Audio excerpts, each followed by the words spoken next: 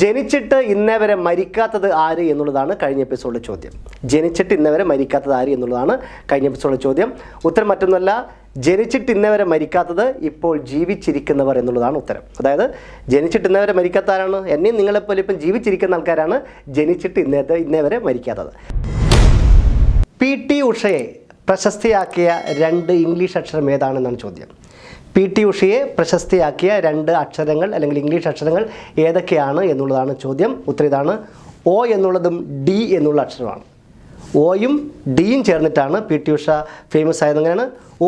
ഓടിയിട്ടാണ്, ഓട്ടത്തിലൂടെ ഓടിയിട്ടാണ് PT Usha പ്രശസ്തി നേടിയത്.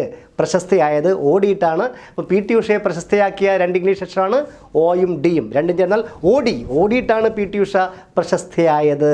Okay, ഉത്തരം മനസ്സിലായല്ലോ. അതായത് നമ്മൾ ഭക്ഷണത്തിനായിട്ട് ഉപയോഗിക്കുന്ന ഇലകളുണ്ട്, അതുപോലെ തന്നെ മറ്റ് ചില കാര്യങ്ങൾക്കായിട്ട് നമ്മൾ തേയില നമ്മൾ നമ്മുടെ കാപ്പി കുടിക്കാൻ വേണ്ടി ഉപയോഗിക്കുന്ന ഇലയുണ്ട്.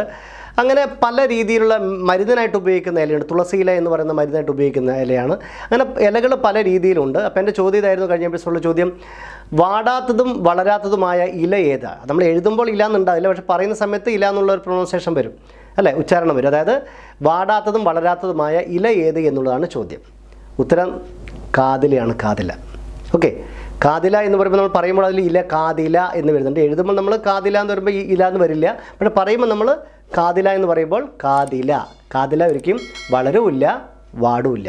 ഓക്കെ, കാണാൻ ഭംഗിയുള്ള റേഷൻ ഏതാണ്? നമുക്കിപ്പം റേഷൻ ഓരോ ആൾക്കാരുണ്ട്. ഇപ്പം ഒരു വീട്ടിൽ 3 ആളുണ്ടെങ്കിൽ 3 ആൾക്കാർ BPL കാർഡിന് ഇത്ര ശതമാനം അരിയുണ്ട്, APL കാർഡിന് ഇത്ര ശതമാനം അരിയുണ്ട്. അങ്ങനെ ഓരോ കുടുംബത്തിനും ഇത്ര റേഷൻ്റെ ഓരോ കണക്കൊക്കെ ഉണ്ട്. പക്ഷേ എൻ്റെ കഴിഞ്ഞ എപ്പിസോഡ് ചോദ്യമായിരുന്നു കാണാൻ ഭംഗിയുള്ള റേഷൻ ഏത് എന്നുള്ളതായിരുന്നു ചോദ്യം. ഉത്തരം മറ്റുള്ള ഉത്തരം ഡെക്കറേഷനാണ്. ഡെക്കറേഷൻ, അല്ലേ?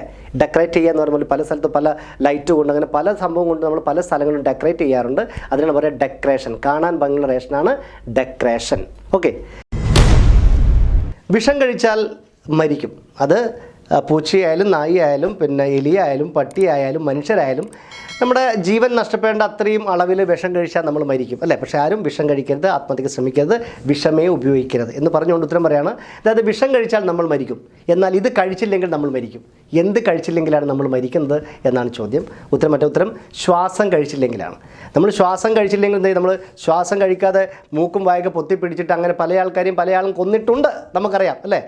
ശ്വാസം മുട്ടിച്ച് കൊല്ലുക എന്ന് പറഞ്ഞാൽ നമുക്ക് ശ്വാസം കഴിക്കാൻ പറ്റാത്ത അവസ്ഥയാണ് ശ്വാസം മുട്ടുക എന്ന് പറയാം. അപ്പം നമ്മൾ ശ്വാസം കഴിച്ചില്ലെങ്കിൽ നമ്മൾ ഓൺ സ്പോട്ടിൽ മരിക്കും. അപ്പം വിഷം കഴിച്ചാൽ നമ്മൾ മരിക്കും, എന്നാൽ എന്ത് കഴിച്ചില്ലെങ്കിലാണ് നമ്മൾ മരിക്കുന്നത്? ഉത്തരം ശ്വാസം കഴിച്ചില്ലെങ്കിലാണ് നമ്മൾ മരിക്കുന്നത്. അങ്ങനെ ശ്വാസം കഴിക്കാതെയാണ് പല ആൾക്കാരും ശ്വാസം മുട്ടി മരിക്കുന്നത്.